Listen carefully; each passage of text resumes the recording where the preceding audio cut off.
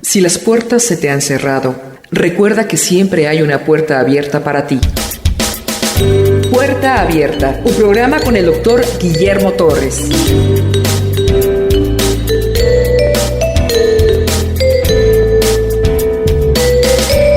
Capítulo 2 de la primera carta de Corintios. Hemos hablado del contexto coríntico, un puerto, mucho dinero, mucha inmoralidad sexual, y ahí al apóstol Pablo en el año 51, en su segundo viaje misionero, le revela a Dios fundar la iglesia de Corintios. Él se había enterado que había problemas en Corintios y él se dispone a tratar los problemas que aquejaban a esa iglesia situada en Acaya, en Grecia. Entramos al capítulo 2, me llama la atención porque es muy ad hoc a lo que está pasando en las iglesias evangélicas. Hay escuelas de oratoria, hay escuelas de retórica, que es conducir a la gente a que acepte algo que nosotros proponemos. Pablo está diciendo que él no funda la palabra de Dios en oratoria humana, tampoco en capacidades humanas, sino en el poder de Cristo y de Cristo crucificado. Hoy es muy frecuente que un predicador sea invitado a predicar en muchos lugares cuando tiene esa capacidad de hacer reír al público y de hacerlo llorar.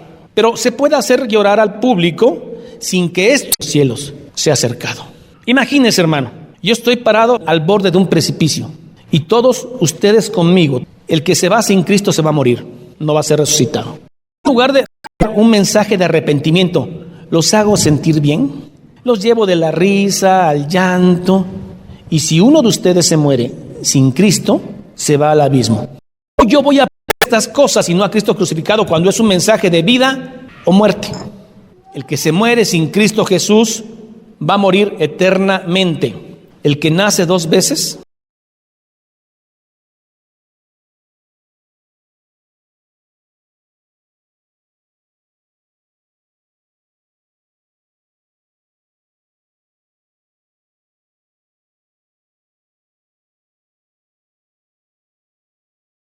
así también nadie conoció las cosas de Dios, sino el Espíritu de Dios. 2:13.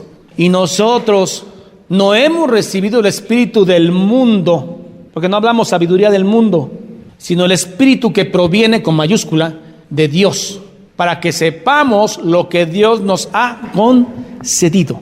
Dice Pablo, estuvo en el paraíso, tercer cielo. ¿Eso quién lo entiende? El que ha nacido de nuevo y sabe lo que Dios nos ha concedido. Cuando usted esté en la eternidad ahí, ya no se va a acordar del sufrimiento que tuvo aquí, ni de la enfermedad que tuvo, ni la escasez de dinero. Lo que le espera no se puede decir ni con palabras humanas. Así de grande es Dios. El llamado del cristianismo es para sufrir. Quien no mortifica la carne hace morir su carne. Quien no se es capaz de tomar su cruz y seguirme, quien no se es capaz de negarse a sí mismo, no es mi discípulo. Ay, hermano, a mí me enseñaron que todo se trataba de pedirle a Dios y Él te iba a dar mucho. La vida en abundancia. Escudriñe bien qué es la vida en abundancia. La vida en abundancia es ahí, en la gloria, no aquí. Porque si la vida de abundancia fuera aquí, la historia de los apóstoles sería otra y la de nuestro Señor sería otra. Pedro, en lugar de una barca, tenía un yate, hermano. Un apostolazo, hermano. ¿Cómo murió Pedro? Crucificado y al revés. Pregúnteme de otros apóstoles que no figuran mucho en la Escritura, metidos a ollas de agua caliente y aceite hirviendo. ¿Cuál vida abundante se refiere Jesús? A la de la gloria, a los que han nacido de nuevo, a los que no se avergüenzan de su Señor, a los que aprenden a sufrir con Cristo, a padecer, los que aprenden a tener y a no tener, los que aprenden a perdonar, los que saben que no somos de este mundo. ¿Qué dijo Jesús? Mi reino no es de este mundo. Para que sepamos lo que Dios nos ha concedido, la gloria eterna y la esperanza en esta vida que algún día estaremos con Él. Por eso es tan absurdo, hereje, apóstata, el evangelio de la prosperidad. Tan triste y lamentable pensar que Cristo nada más está esperando qué quieren sus hijos para llenarlos de riqueza. Y lo que hacen es ir a quitarle dinero a esa gente. Evangelio de la prosperidad, vergüenza. Lo que pasa es muy sencillo, hermano. La Escritura habló de lobos en medio de las ovejas. No son creyentes. Para que sepamos lo que Dios nos ha concedido, verso 13, lo cual también hablamos no con palabras enseñadas por sabiduría humana. La palabra por sí misma tiene peso, no con sabiduría humana. sino con las que enseña el Espíritu, con mayúscula, acomodando lo espiritual a lo espiritual. El hombre natural, el que no ha nacido de nuevo, el que no ha creído, ese es el hombre natural. Este sería el nombre, el apellido sería necio, porque dice un salmo, dice el necio en su corazón, no hay Dios. Toda la gente que no ha creído tiene un nombre, se llama natural y su apellido es necio. Aunque sea sabio en el mundo, no percibe las cosas que son del Espíritu, con mayúscula, de Dios, porque para él son locura y no las puede entender aunque quiera. Una verdad interesante: la mujer esté sujeta a su esposo, porque el esposo es su cabeza. Una mujer cristiana dice, híjoles, me cuesta, pero sí es cierto. Pero aplíquele ese versículo, hermano, o una gente que no ha nacido de nuevo. Estás loca, pero debes estar sujeta a tu esposo. ¿Yo? Y no las puede entender porque se han de discernir espiritualmente. En cambio, el espiritual juzga todas las cosas, pero él no es juzgado de nadie. Un hombre que ha nacido de nuevo, que el Espíritu Santo habita en él, ¿qué autoridad tiene el hombre que no ha nacido de nuevo de juzgarlo? No hablo de juzgarlo por las leyes, porque sí está sujeto a las leyes, ¿sí? Y si alguien es juez y es jurado y usted cometió un ilícito, tiene que ser juzgado por la ley. No hablo de eso. Hablo de aquel que no tiene el Espíritu de Dios. ¿Cómo lo juzga usted? Que usted tiene el Espíritu de Dios. El único que podría juzgarlo a usted es otro de su mismo nivel, uno que ha nacido de nuevo, un hermano. Pero ¿qué dice la Escritura? No os juzguéis. Oh, inexcusable eres tu hombre que juzgas, porque al momento que juzgas, tú mismo haces lo mismo. No se juzguen entre hermanos, oren entre ustedes. Porque ¿quién conoció la mente del Señor? ¿Quién le va a enseñar al Señor? Imagínense cuando Dios diseñó el ojo humano, que es tan complicado. Imagínense a la Trinidad llamando a un grupo 100 oftalmólogos del mundo. Vamos a hacer un consenso, ¿cómo hacer un ojo? No, pues un oftalmólogo dice, pues tiene que hacerle una córnea. Otros, no, pues una retina, póngale líquido acuoso. Todos opinando y Señor tomando nota. ¿Quién le enseñó a Dios a hacer un ojo humano? Nadie.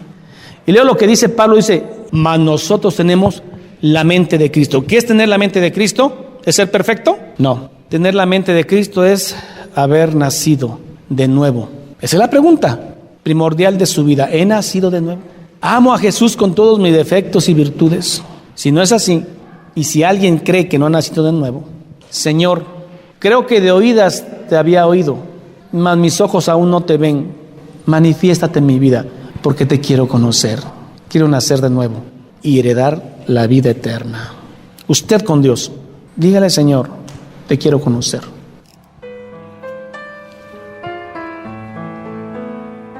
El hombre espiritual está preocupado para saber cómo agradar a su Dios. Para el hombre natural, Dios es locura. Para muchos hombres que han nacido de nuevo, pero aún son inmaduros, están pensando que han llegado a un Dios que solo está para servirlos.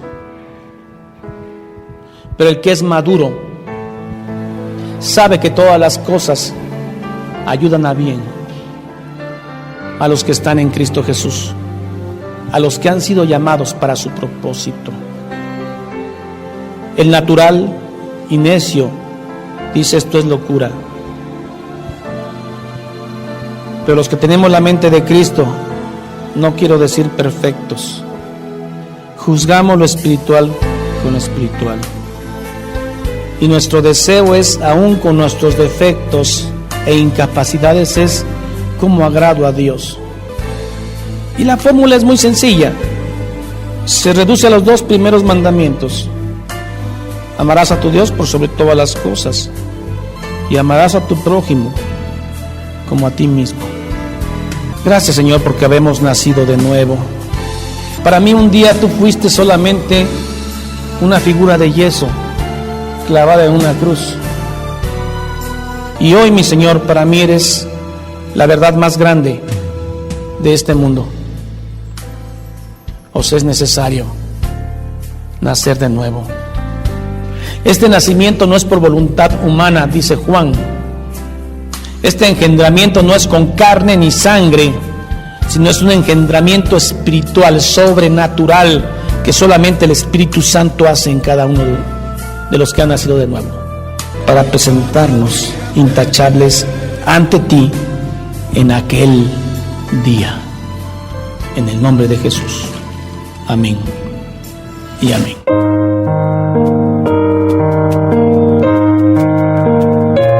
Jehová es mi pastor, nada me faltará.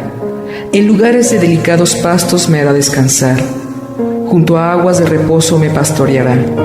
Confortará mi alma. Me guiará por sendas de justicia por amor de su nombre. Aunque ande en valle de sombra de muerte, no temeré mal alguno, porque tú estarás conmigo. Tu vara y tu cayado me infundirán aliento. Aderezas mesa delante de mí en presencia de mis angustiadores. Unges mi cabeza con aceite, mi copa está rebosando. Ciertamente el bien y la misericordia me seguirán todos los días de mi vida, y en la casa de Jehová moraré por largos días. Salmo 23. Esta es la paz que Dios te da a través de su palabra. Busca un grupo de personas que te ayuden a leer e interpretar la Biblia. Te invitamos a escuchar el programa Puerta Abierta con el Dr. Guillermo Torres, pastor de la iglesia La Familia de Dios. Todos los días por esta estación.